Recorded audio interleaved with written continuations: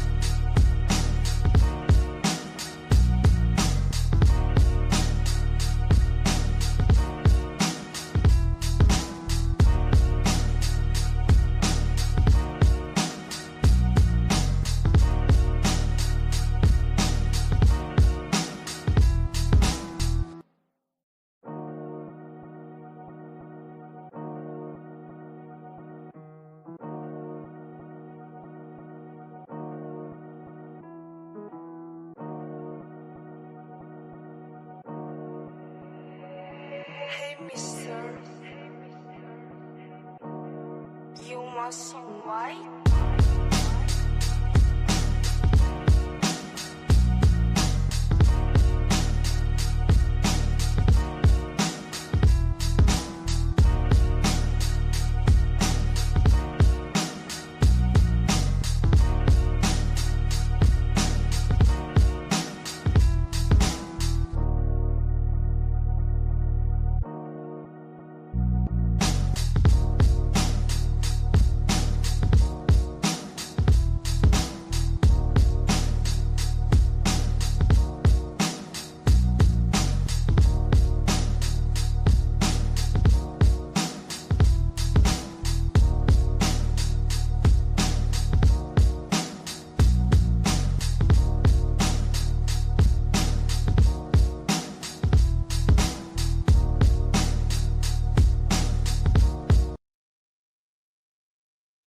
Woo! All right, all right. What's going on, y'all? Yes, it's late, obviously, because we just had a 4-hour dynamite, but I'm still here. I'm still here for the love of the game, I guess, for the love of the game. But anyways, I appreciate anybody that is here right now this late. It's all good. But let's go ahead and let's get started with this. So it's been a lot of stuff that happened tonight on Dynamite slash Collision, aka Summer Blockbuster. And thankfully, this is going to be the last 4-hour AEW show on a weekday. That's a television show for quite some time. But, anyways, I am here. Now, all that being said, probably the biggest thing that happened tonight was the contract signing with Kenny Omega and Kazuchika Okada. So it is now official that it will be Okada and Omega at All in Texas, where it is winner take all. The Continental and the International titles seem to be unified now, or it is going to be unified at All in Texas. And man, this contract sign I thought was great. I thought it was great, mainly because there was a beatdown on Kenny Omega that really elevated this feud that a lot of us didn't really expect, to be honest. I think it was more so we was thinking probably they was going to rely so much on the history and not kind of adding more tension to the feud, but here they did. Now Don Callis was involved in it, and the only thing that I'm hoping is that Don Callis doesn't get involved that much in the All In match. I think a lot of us hoping hoping that doesn't happen. And for some people that I know of, there's the speculation thinking that Okada is now part of the Don Callis family. I don't think that's the case. Um, unless I missed it on commentary or unless I missed it in a backstage interview. But I don't think that Okada's part of Don Callis family. I think it's more so of just having some type of alliance building up to Omega and Okada here. But I thought the segment though was really good. I thought the beatdown was really good. The blood that Kenny Omega was spitting up, I thought that was pretty well done. But that wasn't the only thing that happened in this particular segment, because it was announced that at All in Texas, the Continental and International titles will be unified into a brand new championship, which is called the Unified Championship. Now, pretty much looking at this belt, I think it's a pretty nice looking belt. Now, this is more of like an art type of concept here, but the one that we actually saw on TV looked really good. Now, the neat thing too about this belt is that on the side plates, there's on one side is Okada and on the other side is Omega. And when I first saw this, I said to myself, "Oh wow. So it looks like they're doing a brand new championship where they're honoring the lineage of Okada and Omega's rivalry."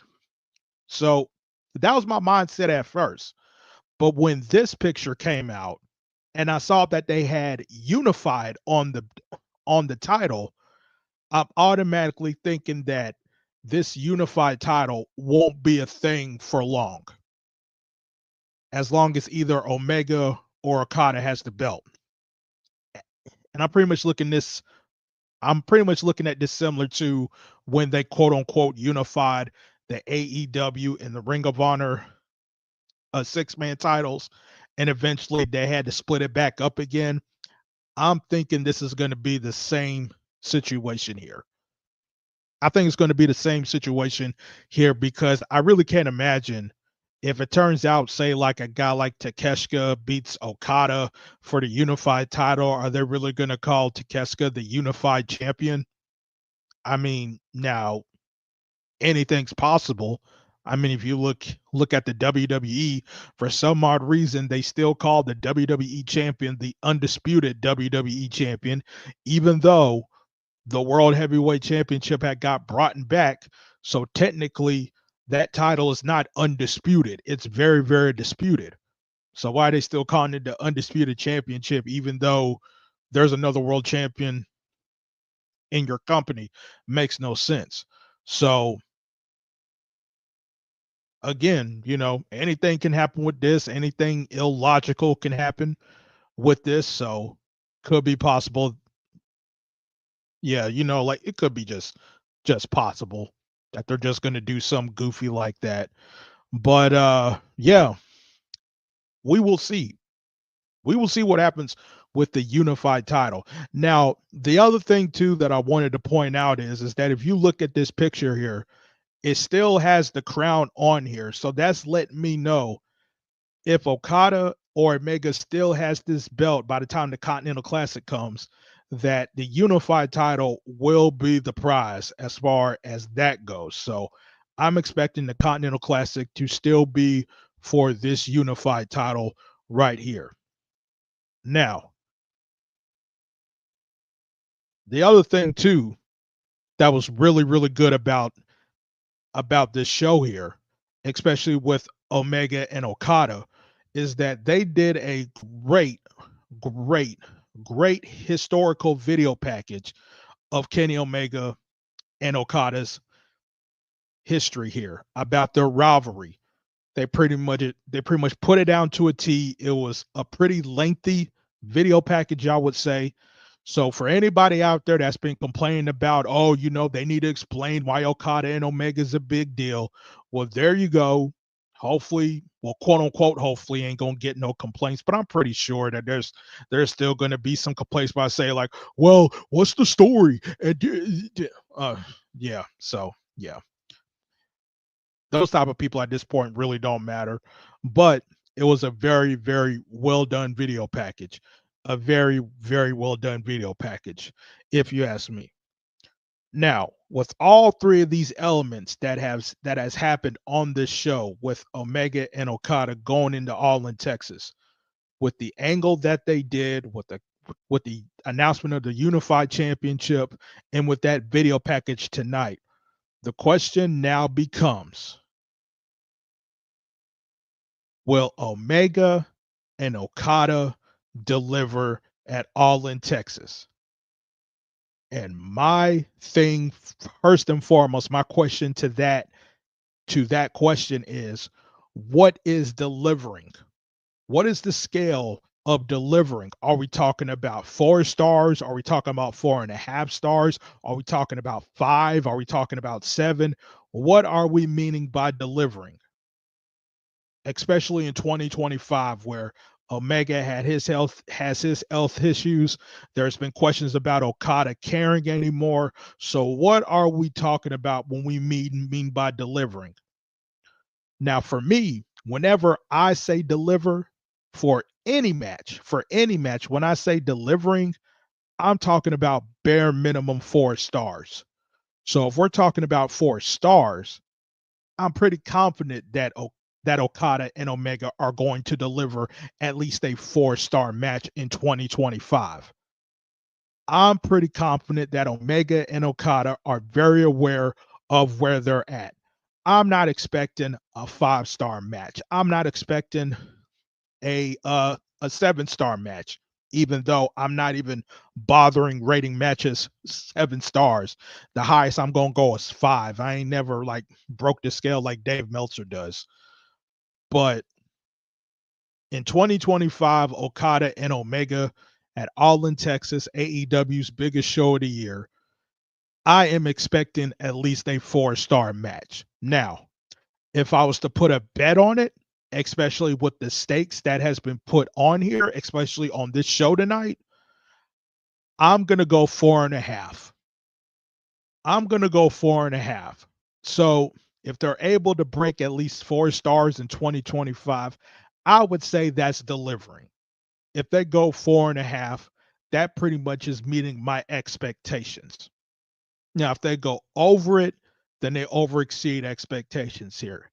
But for anyone to think that Okada and Omega both are just going to phone it in or just be lazy about it, I mean, come on. Like, stop this. This is Okada and Omega. Again, I'm not expecting a 5-star classic, but at the very least 4 stars. My prediction for me, I'm gonna go with 4.5 stars, but that's just me. So, with other things that happened on the show tonight was the Will Ospreay Swerve Strickland match, and there was a lot of questions about this as far as going in. Would Ospreay and Swerve, will this be like a DQ? Will it be a time limit draw? Will it be a clean finish? For me, going in, I was expecting Ospreay to win clean, because if the rumors are true about Ospreay and Swerve going at it all in, I was expecting Swerve to win this one clean, so that way the series with these two were going to be tied, and then it was going to have the rubber match at all in. Now, what they did here tonight was that they did a 30-minute draw, which a lot of us kind of saw coming as time went on, especially with this being the opener and being just before the NBA finals started. That's pretty much where they was leading to. Now, afterwards, the Young Bucks came out, they attacked Swerve, they attacked Ospreay afterwards, and it looks like it's going to be signs of possibly Swerve and Ospreay against the Young Bucks. Now, there's been a lot of well, I can't really say that there was criticism per se by a lot of people, but there's definitely some disappointment. There's definitely some disappointment of the possibility the Young Bucks against Swerve and Ospreay. Now, for me personally, do I think this should be at All In, their biggest show of the year? I don't think so. I think you could come up with better ideas for Ospreay and Swerve. However, though, pretty much on the flip side, if the story of All In is going to be the EVPs getting their comeuppance finally once and for all, and this coincides with the Death Riders, particularly with Mox finally losing the belt, then I can understand that. I can understand that, but at the same time, it's like, okay. But if it's leaning towards that, I can understand it. And yes, the match will be great, but at the same time, I much would have rather seen Ospreay and Swerve pretty much be put in a better position than what we got here for All In. But that's just me. Now, speaking of Swerve here, have any of y'all checked out his new shoes? Have any of y'all checked out his new shoes? They don't look bad. I might go ahead and get some. They are pretty pricey though. They are pretty pricey though, $160. Jesus Christ. But I was just looking at these, so like I'm not sure if there's any sneakerheads out there, but if you got any thoughts on these, just go ahead and let me know. Got one more picture here. This one here is of Mercedes Moné wearing the shoes. Anyways, I thought I'd bring that up. But speaking of Mercedes Moné, there's been a lot of discussions about her match with Tony Storm at All in Texas. And one of the questions is, well, really the main question is, should Mercedes win at All in Texas? Should she win? Now, I was kind of thinking about this too, and Big Rat from the Discord has really got me thinking about this particular scenario here of Mercedes not winning, because at first a lot of people was assuming that Mercedes was going to go ahead and win the world title at All In. But this whole thing of Mercedes being this belt collector, especially last weekend, she was in Vienna, Austria, and she won a title over there, and some other stuff I'm going to talk about later on.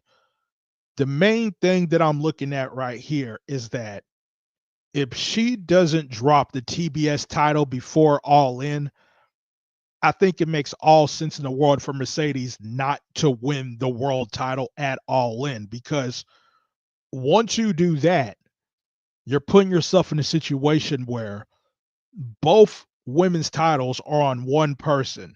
And I think that kind of dilutes a lot of stuff here. So if Mercedes is not going to drop the TBS title before All In, then I think it makes only sense that you have Mercedes have her first loss against Toni Storm at All In. I really cannot I I really cannot see the logic of her having both titles. Now there is that thing that if she does win and she has both the TBS and the world titles, then maybe that means that Mercedes can just give it up, much like on NXT when Stephanie Vaquer both won the NXT and the North American title. All she did was just gave it up. But the thing is, though, I think that's really lame. Like, I don't understand if you're a double champion or a triple champion or quadruple champion, why give up your title? Not only does that not make sense to me, but it pretty much buries the title in a way. It buries the title in the way. You have this long reign, and just because you won the top title, you're going to give up one of the lower titles just because you have the big one. And with that, I don't think that elevates those titles like that. I don't. So at some point, if you're going to have her be a double champion, but you don't want her to be the TBS champion for long, then she has to drop the title. Now, if that's your plan, then how is she going to drop the title? Now, sure, you can do the same thing like you did for the New Japan Strong Women's title, but we've seen that already. We've pretty much seen that already. So, yeah, I really do think that with TK in particular, he really does have a decision to make as far as where he's going to go with this. As far as where he's going to go with this. But for me personally, again, if Mercedes Moné does not drop the TBS title by All In, then she has to lose. She has to lose. She has to lose, in my opinion. Now, if she does drop it before then, okay, go ahead and make her become the world champion. But right now, I pretty much think that she should lose. That's just me. Got some people here in the building. What's going on, Amir? Those do look good though. I pretty much agree with those shoes. If she does win, I feel like her first loss will be against Willow Nightingale. And we'll talk about Willow later on in the show though. But with more Mercedes news, and this is kind of making me feel that she is going to lose to Toni Storm, is that on Collision tonight, it's announced that Mercedes Moné is now going to go after the CMLL World Women's title against Zeuxis at Grand Slam Mexico. Now, again, they're doing this whole belt collector gimmick, and a lot of us are assuming that Mercedes Moné is going to win that belt. So you're having her win all these titles, but again, the key title I'm looking at is the TBS title. If you're going to have her win at All in Texas, she needs to drop that belt. At some point, she has to before All In. Otherwise, I really can't fathom why you would put all these belts on her, particularly the world title, if she's not going to drop the TBS title. But one of the good things that I am liking about this, as far as with Mercedes and AEW, is that she is definitely putting more spark on other promotions. And that's been my main thing from 2019 with AEW. Because one of my big concerns when AEW first started was that they was doing all these contracts with wrestlers. And I was saying to myself, I really, really wish a lot of these promotions would just work together and then they can make even more money. Fast forward years later, AEW did the thing with New Japan. They're now doing this stuff with CMLL, and you're seeing the benefits of this. AEW now is going into a very, very fun week next week. AEW is going to have a very fun week next week. And it's not just for Grand Slam Mexico. And I'll go ahead and talk about that later. But look, if you guys are not excited about AEW for next week, for AEW and CMLL next week, I don't know what to tell you. Because next Wednesday, we have Grand Slam Mexico. This one here is going to be not 2 hours, but 2.5 hours, from what I understand here. And we have this match with Zeuxis and Mercedes Moné. We also got MJF and Mystico here. Now, I'm not a fan of the whole MJF like kind of rehashing the whole America gimmick thing. I think it's just so corny and just so played out at this point, especially with MJF now being part of the Hurt Syndicate. It's like, dude, come on, dude. Like, you need to be a little bit more original.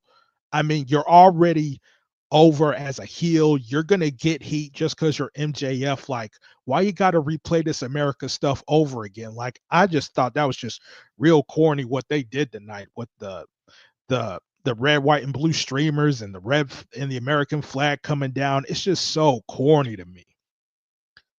But the interesting thing here, though, is that is somebody going to take the pinfall?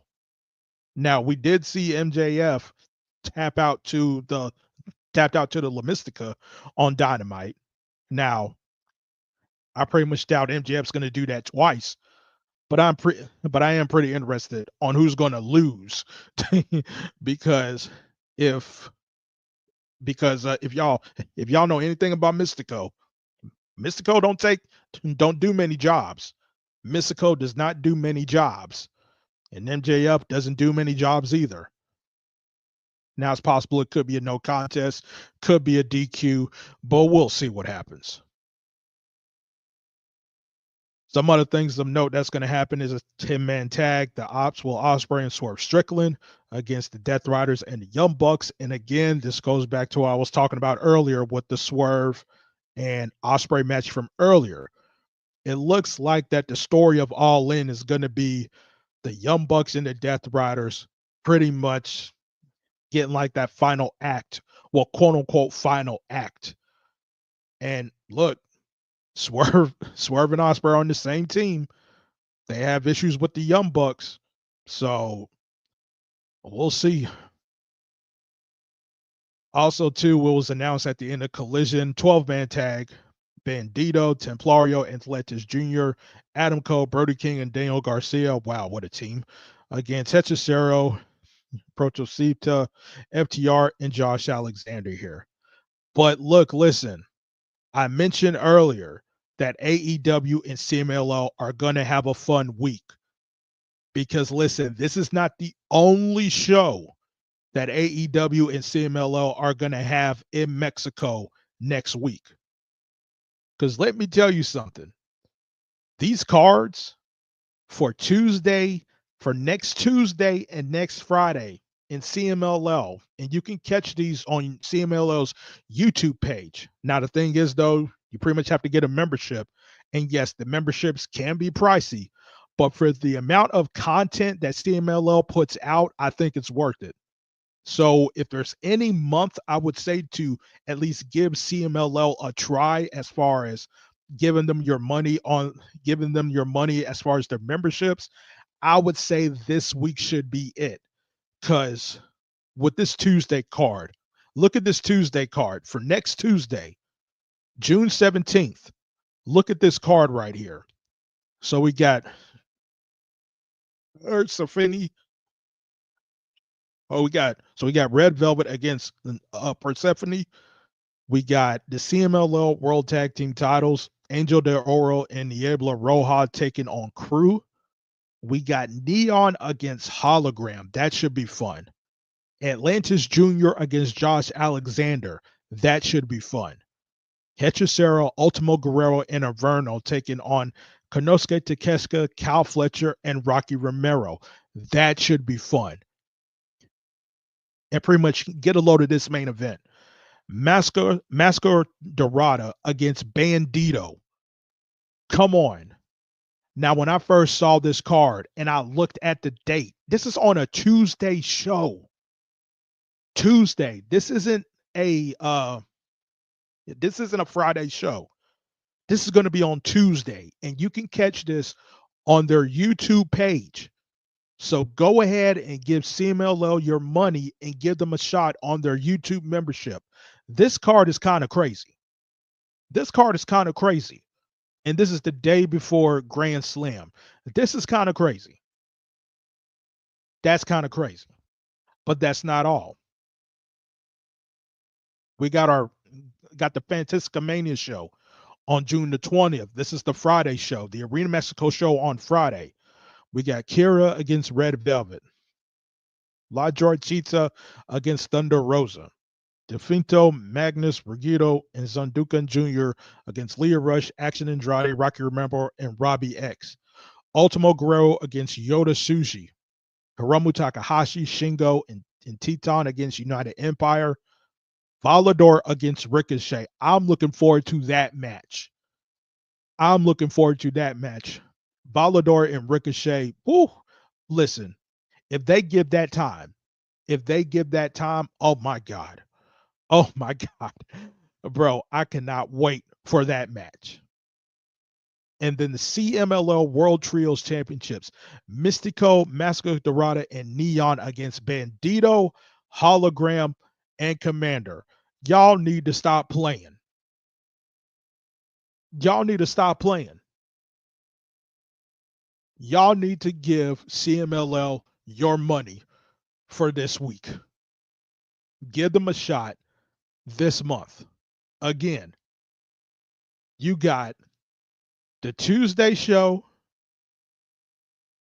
You got the Wednesday show, and you got the Friday show. Y'all need to stop playing around and give CMLL your money for this month. That is 3 shows.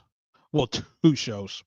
Well, yeah, like it's actually 2 shows as far as CMLL goes. But the Dynamite one, that's also in CMLL. And look, for me personally, the Tuesday show is the best show as far as like the best card. The Friday show is second, and the Dynamite one is the least one. But come on, man. Y'all need to stop playing. Now, that was pretty much what happened on AEW and Collision. Now, I want to switch gears to why they even did these 4-hour shows for the past 2 weeks now. Now, pretty much according to Observer, well, not Observer Radio, but the Wrestling Observer newsletter said that the reason why there were 4-hour shows the past 2 weeks was mainly because WBD is trying to determine where to put Collision at next as far as the hour and possible day. Now that the NBA is officially gone. There's no more NBA. No more NBA that AEW has to worry about. So where can Collision go from here? Well, I think it's pretty obvious that nobody doesn't want Collision on Wednesdays because look, listen, I listen, I like AEW. I like AEW, but I do not need to have 4 hours of television every week. Now it's pretty much different if it's a 4-hour pay-per-view, but a 4-hour television show every damn week, nah. Now there's the thing of, well, just leave it on Saturdays.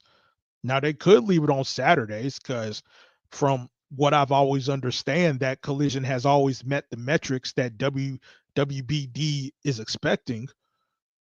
But at the same time, even despite all of that, pretty much Saturdays are not a good night. Saturdays are not a good night at all. You're talking about everybody is out. Well, yeah, I mean, so it's like everybody is out on Saturdays. You have it in prime time. And it's like for me personally, I'm rarely around to watch Collision live. I usually have to watch Collision on replay sometimes for the most part. I rarely watch Collision live. I'm always watching it. I'm always watching on the replay, and sometimes I would like to watch Collision live. So if it's not going to be on, so if it's not going to be on the weekends, well, when's the best day? Obviously, it can't be on Mondays because that's stupid. It can't be on Tuesdays because that's stupid. Obviously, it can't be on Fridays because that's stupid. Because why in the hell would you even like want to go head to head with any WWE programming? Why? What is the point? Nothing, nothing ever good comes out of that, as we've all seen. We've seen it with the Monday Night Wars. WCW is dead. We've seen that with TNA. TNA tried for about a month. They tucked their tail between their legs and they ran. NXT tried to do that with AEW, and pretty much we saw the decline in the black and gold era that everybody loves. So nothing ever comes out of going head to head. It's stupid. It makes no sense. So what other options do you have? Well, the only real option that you really got is Thursdays. Now, some people will talk about, oh, well, you got to worry about the NFL. Look, listen, I'll go ahead and take my chances for 18 weeks out of 52 than to worry about going head to head with WWE programming for 52 straight weeks. I'll go ahead and take my chances. They'll be all right. They'll be all right. 18 weeks out of 52 ain't shit. But that's only if they want to get out of Saturdays, despite them still meeting the metrics here and there. Now, some other things I want to talk about real quick is the rumor of possible AEW women's tag team titles. Now, Tony Khan has made it clear that he would like to have AEW women's tag team titles. And if you've been paying attention to the last few AEW Dynamites and Collisions, they've been doing a lot more intentional tag team formations in a sense. We're kind of seeing it. Now, not sure if that's leading to potential AEW women's tag team titles, especially with there's really no secondary women's program right now going into All in Texas. Is it possible that they are going to come soon? Is it possible that they're going to come soon rather than later? Now, here's the thing. I have been pretty adamant for a long time that I do not want AEW women's tag team titles. And this is the simple reason why. It really comes down to two things for me: depth, and if the stuff is genuine. One of the things I talk about all the time when it comes to the women, and I don't care if it's in AEW or WWE in particular, or even with TNA, I want what they're doing with the women to be genuine. And if it's not going to be genuine, I'm going to be one of the few people to call it out.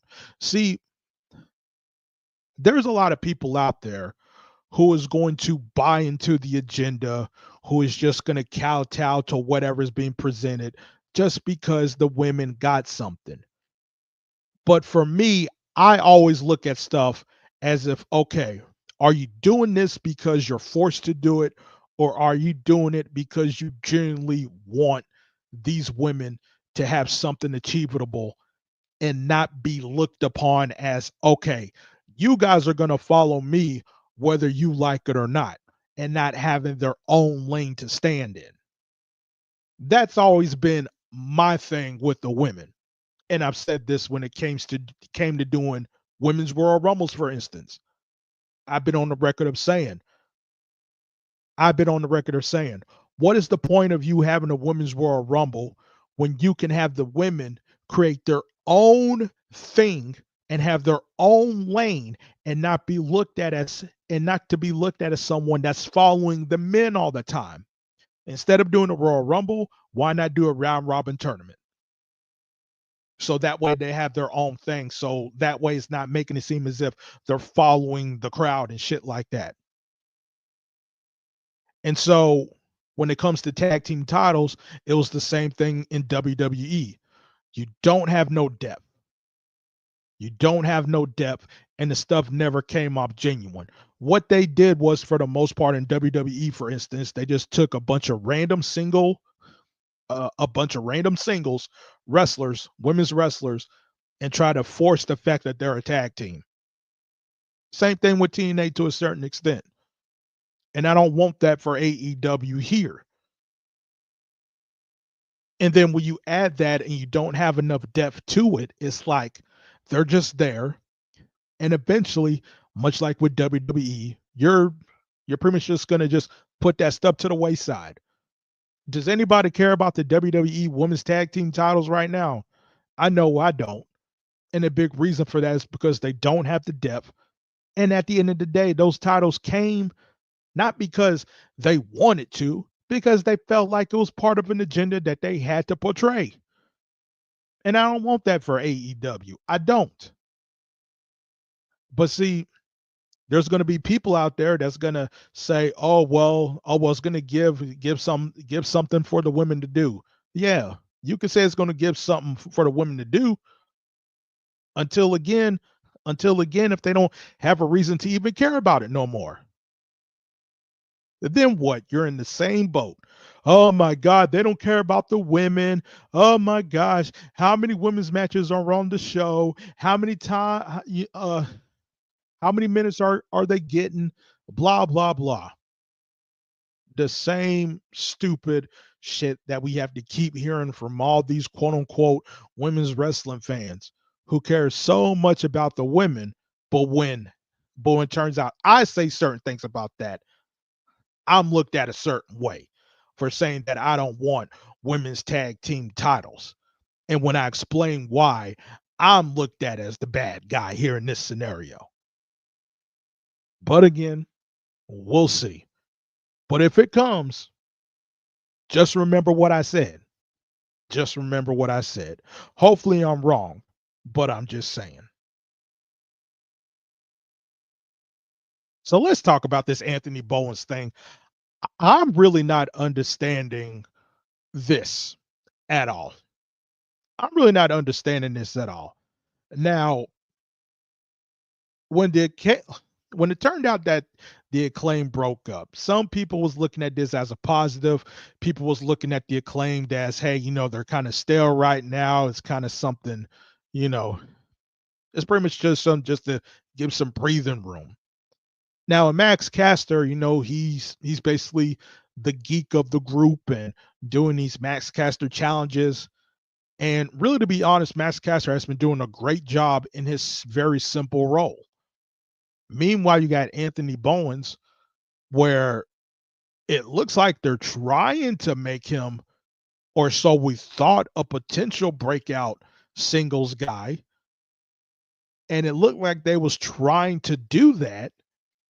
But over the last couple of weeks, they got Anthony Bowens in these profile type matches with Okada and now Kyle Fletcher, and he's losing. Now, I'm not saying that Bowens had to beat Okada or beat Fletcher per se. My only question is, why even have those matches to begin with if you're trying to tell us that Anthony Bowens is somebody that we need to take seriously? Now, maybe people like myself should have taken a hint a long time ago when they tried to do the Bowen singles thing, and Billy Gunn is still in his quarter. Why is Billy Gunn still with Anthony Bowens? There's no reason for Billy Gunn to be there. There really isn't. There really isn't. So that right there doesn't help. That right there doesn't help. It also doesn't help again how you're putting Bowens in a situation where he's losing matches where you didn't had to book the matches to begin with. So now that he's lost to Okada and now that he's lost to Kyle Fletcher, what exactly are you gonna what exactly are you gonna go from here at this point? What exactly are you gonna do? Is this a situation where you might bring the Acclaim back? I don't know. I really don't know. But all this here is just confusing to me. Very confusing to me. I pretty much don't get it. I really don't get it at all. So some other things I want to talk about here is the whole WBD split. And when this was announced, there was a lot of people that was really trying to make something out of nothing with this story. And so the only thing I'm going to say is this, from what I understand, this is not really going to have that much of an effect on AEW for now. And we will see if there will be an effect when this deal is up. But for the time being, this doesn't really seem like nothing. And that's just me being honest here. This really don't seem like a big bunch of it's like, okay, like, well, okay. So it's like again, that's the only thing I can really say about it at this point, man. But damn, but there was a lot of people that was really trying to push that. There was people that was really trying to push that, like, oh man, like turns out AEW's in trouble and all this other stuff. We will see. We'll pretty much see in the next 3 years or so if something is going to happen. But for now, I'm not really flinching about it. So the very last thing I want to talk about here is about Willow Nightingale. And listen, I don't know what they're going to do with Tony Storm. I don't know what they're going to do with Mercedes Moné. I don't know what they're going to do with somebody like Athena. I don't know, and I can't predict. I pretty much can't predict at this point what they're going to do. But I do know one thing: 2026 needs to be the year of Willow Nightingale. Now, I said last year that 2025 needs to be the year of Willow Nightingale, and obviously that doesn't look like that's going to be the case this year.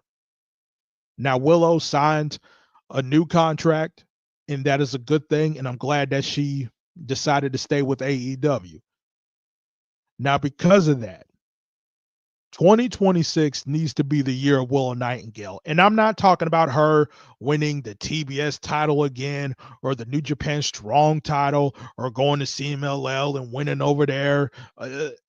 No, I'm talking about the AEW women's title needs to be the mission here. Willow Nightingale has done way too much in this company, has gotten over the crowd for way too long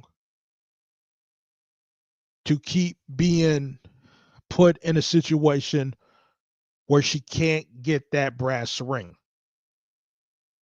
That's all I'm trying to say. Because at this point, who else that you got as a big baby face? Now, maybe Tony Storm, and I get with Tony Storm. But at some point, Tony Storm has to be put to the side sometimes. And I'm saying with Willow Nightingale, whether it's her beating Mercedes for the belt, Tony Storm for the belt, whoever, all I'm saying is if 2026 of Willow Nightingale is not the AEW Women's World Champion in 2026, I think that is a big, big crime and will be a big shame if we don't see that in 2026. You heard it here first. 2026 needs to be the year of Willow Nightingale. But anyways, guys, gonna go ahead and wrap up. Yeah, real late night, real late night. But yeah, I'll see you guys next time. Peace out.